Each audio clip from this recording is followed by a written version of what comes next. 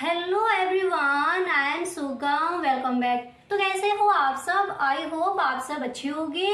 स्वागत है आप सभी का आपके अपने एसपी स्टडी यूट्यूब चैनल पर। तो गाइस, आज हम इस वीडियो में देखने वाले हैं इकोनॉमिक्स का जो आपका मॉडल पेपर है उसका फुल सॉल्यूशन आज हम इस वीडियो में देखने वाले हैं। तो अगर आप इस चैनल पर पहली बार आए हो तो इस चैनल को सब्सक्राइब कर लेना, बेल आइकन को भी प्रेस कर देना ताकि वीडियो की जो भी नोटिफिकेशन हो वो सबसे पहले आपके पास पहुंचे। और गाइस, अगर आप सच में इस बार के बोर्ड एग्जाम में 90 प्लस स्कोर करना चाहते हो तो आप अभी से इस चैनल को सब्सक्राइब कर ले, क्योंकि हर सब्जेक्ट के आपके जो मॉडल पेपर हैं, इंपोर्टेंट क्वेश्चन है, प्रीवियस ईयर क्वेश्चन है, वो सारा कुछ आपको इसी चैनल पर मिलने वाला है। ऑल क्लासेस ऑल सब्जेक्ट की आपको इसी चैनल पर मिलेगी।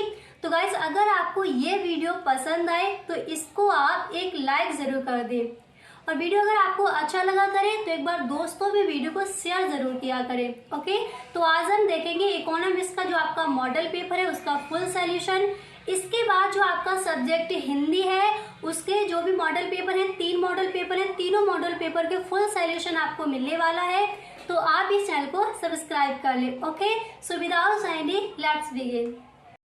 तो गाइस, ये देखिए, ये है आपका सेकेंड पार्ट। फर्स्ट पार्ट हम आपको करा चुके हैं, उसमें हमने देखे थे जो हमारे इंपॉर्टेंट जो बहुविकल्पीय प्रश्न है वो हमने देखे थे। तो यहाँ पर एक बार आप दोबारा से देख सकते हो। गाइस, अगर आपने फर्स्ट पार्ट इसका नहीं देखा है तो डिस्क्रिप्शन बॉक्स में आपको लिंक मिल जाएगा, वहां से आप वो वीडियो देख सकते हो। ठीक है, अतलग उत्तरीय प्रश्न उसमें हमने देख लिए थे। 2 हमारे अतलग उत्तरीय प्रश्न रह गए थे, उनको हम यहाँ पर देख लेंगे। पूर्ण प्रतियोगिता की कोई 3 विशेषताएं लिखी, यहाँ तक हम देख चुके हैं। अब इसके बाद यहाँ पर देखिए, नेक्स्ट है आपका कि औसत भौतिक उत्पाद से क्या आशय है। ये हमें देखना है कि औसत भौतिक उत्पाद से क्या आशय है। जितने भी क्वेश्चंस यहाँ पर आपको बताए जाएंगे, ये आपका बैरर मॉडल पेपर है। इस बार के बोर्ड एग्जाम में इसी से आपके क्वेश्चन रखे जाएंगे, तो आप इस वीडियो में एंड तक बने रहें। ठीक है, तो यहाँ पर आपका प्रश्न है कि औसत भौतिक उत्पाद से क्या आशय है। इसका आंसर हो जाएगा कि कुल भौतिक उत्पाद को परिवर्तनशील साधन की इकाइयों से भाग देने पर भागफल प्राप्त होता है, उसे ही हम औसत भौतिक उत्पाद कहते हैं। अच्छे से याद हो गया? एक बार दोबारा से देख लीजिए। औसत भौतिक उत्पाद से क्या आशय है, इसका आंसर हो जाएगा कुल भौतिक उत्पाद को परिवर्तनशील साधन की इकाइयों से भाग देने पर भागफल प्राप्त होता है, उसे ही हम औसत भौतिक उत्पाद कहते हैं। इसके बाद नेक्स्ट आपका ये है कि बाजार का अर्थ लिखिए। Very very most important question है, अच्छे से इसके आंसर को आपको तैयार करना है। ठीक है, बाजार का अर्थ लिखिए, नहीं तो आपसे इस तरह से पूछ लिया जाएगा कि बाजार का क्या अर्थ, या फिर बाजार की परिभाषा दीजिए, बाजार से आप क्या समझते हैं। ठीक है, इस तरह से। तो अगर आपका क्वेश्चन इस तरह से आस्क किया जाए कि बाजार का अर्थ लिखिए, तो इसका आंसर आप इस तरह से लिख कर आओगे कि बाजार से आशय किसी स्थान विशेष से लगाया जाता है जहां पर किसी वस्तु या वस्तुओं के क्रेता तथा विक्रेता एकत्रित होते हैं और वस्तुओं का क्रय विक्रय यानी लेन देन करते हैं। आर्थिक दृष्टिकोण से बाजार का अर्थ उस समस्त क्षेत्र से होता है जिसमें किसी वस्तु के क्रेता तथा विक्रेता फैले हुए होते हैं। ठीक है, इस तरह से। अब यहाँ पर देखिए, तथा विक्रेता फैले हुए होते हैं तथा उनमें स्वतंत्र प्रतियोगिता पाई जाती है। तो इस तरह से आप बाजार का अर्थ लिखिए, या फिर बाजार से क्या आशय है, इस तरह से इसका आंसर आप लिख कर आओगे। इसके बाद नेक्स्ट आपको ये तैयार कर लेना है इस बार के बोर्ड एग्जाम के लिए। नेक्स्ट क्वेश्चन है आपका अतलग उत्तरीय प्रश्न में कि भुगतान शेष संतुलन से क्या तात्पर्य होता है। भुगतान शेष संतुलन से क्या तात्पर्य होता है, इसको आप तैयार करेंगे। तो देखिए, इसका आंसर क्या हो जाएगा। आप इसका आंसर इस तरह से लिखोगे कि किसी देश का भुगतान संतुलन उसके संपूर्ण विदेशी लेन देन का एक विवरण होता है। इनके बाईं ओर सभी लेनदारियां तथा दाईं ओर सभी देनदारियां प्रदर्शित की जाती हैं। इन दोनों राशियों के अंतर से भुगतान संतुलन का स्वरूप स्वतः स्पष्ट हो जाता है। क्लियर? इस तरह से आप इस क्वेश्चन का आंसर लिखकर आओगे। अब यहाँ पर हम देखेंगे कि लघु उत्तरीय प्रश्न हमें कौन कौन से तैयार कर लेनी है। ओके, अतलघु उत्तरीय प्रश्न और बहुविकल्पीय प्रश्न जो आपके 10 आते हैं वो हमने आपको बता दिए। ओके, अब यहाँ पर हम देखेंगे कि लघु उत्तरीय प्रश्न हमें कौन कौन से तैयार करने हैं, कौन कौन से ऐसे क्वेश्चन हैं जो इस बार के बोर्ड एग्जाम के लिए इम्पोर्टेंट है। तो फर्स्ट यहाँ पर क्वेश्चन है आपका कि लागत फलन की संकल्पना क्या है, इसको आप तैयार करेंगे। तो देखते हैं इसका आंसर क्या हो जाएगा। तो इसका आंसर हो जाएगा कि लागत फलन सामान्यतः उत्पादन फलनों से ही व्युत्पन्न किए जाते हैं। उत्पादन लागत के अंतर्गत वे सभी व्यय सम्मिलित किए जाते हैं जो किसी उत्पादक या फर्म द्वारा वस्तु के उत्पादन व्यय के रूप में उठाए जाते हैं। इसके बाद आपको लिखना है कि लागत फलन उत्पादन के साधनों तथा लागतों के बीच संबंधों को व्यक्त करता है।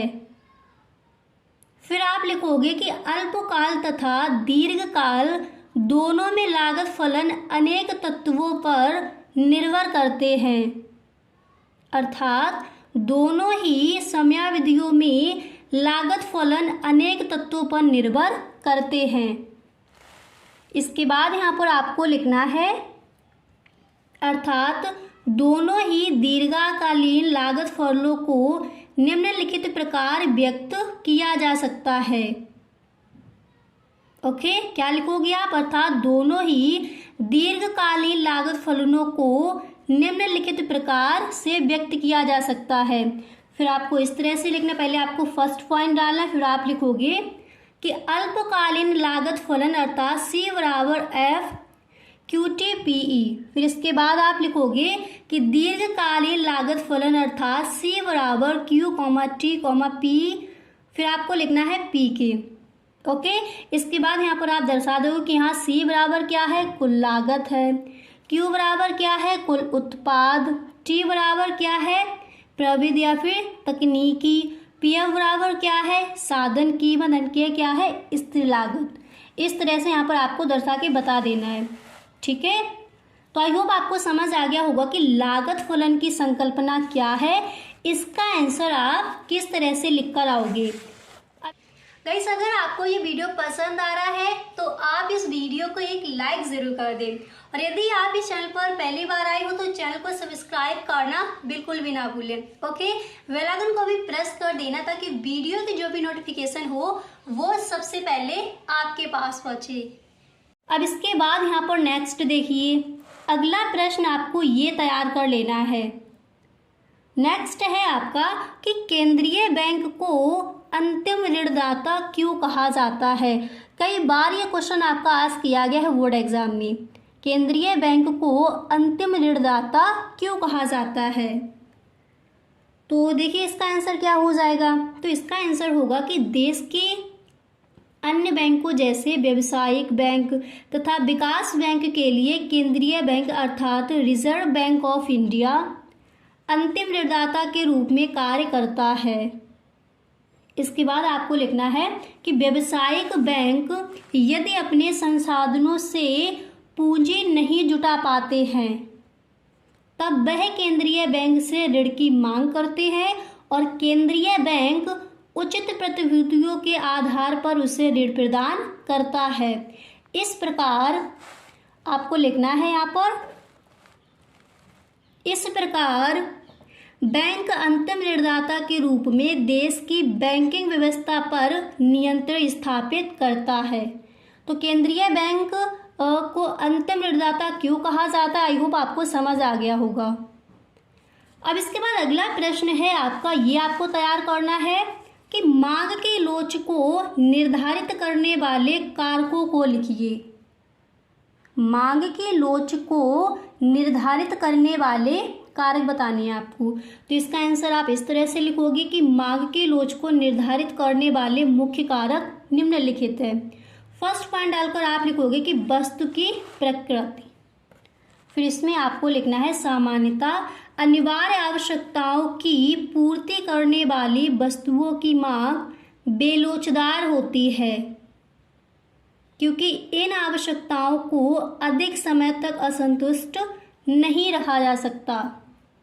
ओके, इस तरह से वस्तु की प्रकृति आपको हेडिंग डालकर इसमें इस तरह से लिखना है।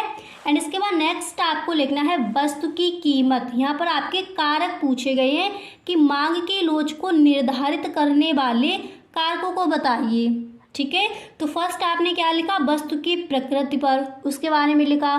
फिर आपको नेक्स्ट हेडिंग डाली है वस्तु की कीमत। फिर इसमें आप लिखोगे प्रायः जिन वस्तुओं की कीमत ऊंची होती है उनकी मांग अधिक लोचदार होती है, और जिन वस्तुओं की कीमत मध्यम श्रेणी की होती है उनकी मांग लोच सामान्य होती है।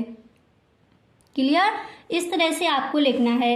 एंड इसके बाद यहाँ पर देख सकते हो आप, यहाँ पर आपको नेक्स्ट हेडिंग डालनी है आय समूह। ओके, नेक्स्ट हेडिंग आप डालोगे आय समूह। फिर इसमें आप लिखोगे कि मांग की लोच इस बात पर निर्भर करती है कि क्रेता आय के किस समूह अथवा वर्ग में आता है।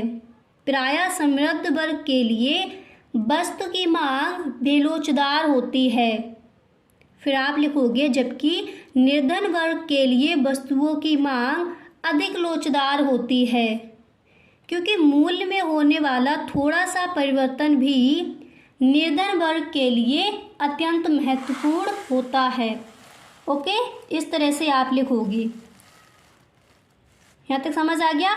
अब इसके बाद यहाँ पर जो आपका अगला क्वेश्चन है उसको देखते हैं।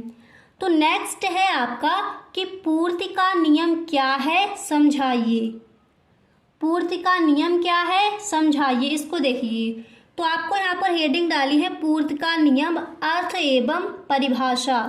फिर इसमें आप लिखोगे कि उत्पादक का उद्देश्य सदैव अपने लाभ को अधिकतम करना होता है। इस उद्देश्य की पूर्ति हेतु वह वस्तु को दी हुई लागत दशाओं में ऊंची से ऊंची कीमत पर बेचना चाहता है। फिर आप लिखोगे कि पूर्ति का नियम यह बताता है कि अन्य बातों के समान रखते हुए किसी वस्तु या सेवा की कीमत में वृद्धि होने पर उसकी पूर्ति में भी वृद्धि होती है। इसके बाद आपको लिखना है तथा कीमत में कमी होने पर उसकी पूर्ति में भी कमी होती है। इस प्रकार कीमत और विक्रय की जाने वाली वस्तु की मात्रा में प्रत्यक्ष तथा सीधा संबंध पाया जाता है। तो पूर्ति का नियम क्या है, इस तरह से आपको इसकी परिभाषा, इसका अर्थ इस तरह से आपको बताना है। अच्छे से समझ आ गया। नेक्स्ट देखते हैं। अगला प्रश्न था आपका कि मितव्ययिता का विरोधाभास क्या है।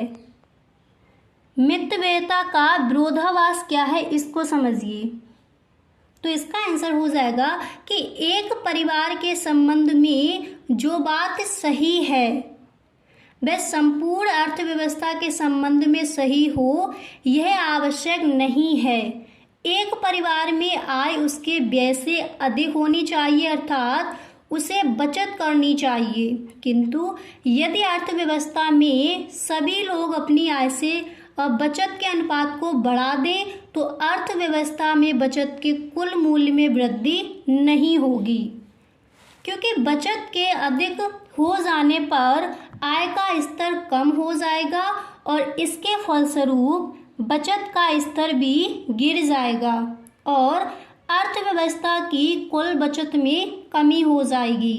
इसे ही मितव्ययिता बचत का विरोधाभास कहते हैं। अच्छे से समझ आ गया। तो ये आपको लघु उत्तरीय प्रश्न तैयार करने हैं। अब इसके बाद यहाँ पर देखिए विस्तृत उत्तरीय प्रश्न। तो यहाँ पर देखिए आपका फर्स्ट दिया गया है कि बजट क्या है, बजट की संरचना यानी संगठन पर प्रकाश डालिए। यह है आपका विस्तृत उत्तरीय प्रश्न, इसको आप तैयार करेंगे। ओके, तो इस क्वेश्चन को आप तैयार कर लेंगे। तो यहाँ पर आप एक बार देख लीजिए, अगर आपको स्क्रीनशॉट लेना है तो इसका आप स्क्रीनशॉट भी ले सकती हो। मितव्ययिता का विरोधाभास क्या है, इसका अगर आपको स्क्रीनशॉट लेना है तो इसका आप ले सकते हो। पूर्ति का नियम क्या है, समझाइए, इसका आंसर भी आप देख सकते हो। ओके, अब यहाँ पर देखिए केंद्रीय बैंक को अंतिम ऋणदाता क्यों कहा जाता है, इसको आप देख लीजिए। ओके, इसके बाद मांग की लोच को निर्धारित करने वाले कारकों को लिखिए, इसका आंसर आप देख सकते हो किस तरह से आपको लिखना है।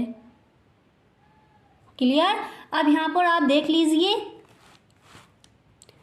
इसको देख लीजिए। इसके बाद आपका यहाँ पर क्वेश्चन दिया गया था कि लागत फलन की संकल्पना क्या है, लागत फलन की संकल्पना क्या है। अगर इसका आपको स्क्रीनशॉट लेना है तो इसका भी आप स्क्रीनशॉट ले सकती हो। तो गाइस आज के लिए बस इतना ही, मिलते हैं नेक्स्ट वीडियो में। विस्तृत उत्तरीय प्रश्न आपको कौन कौन से तैयार करने हैं वो हम नेक्स्ट वीडियो में डिस्कस करेंगे। तो अगर सच में वीडियो पसंद आया है तो इसको आप एक लाइक ज़रूर कर दें। Okay, thank you so much.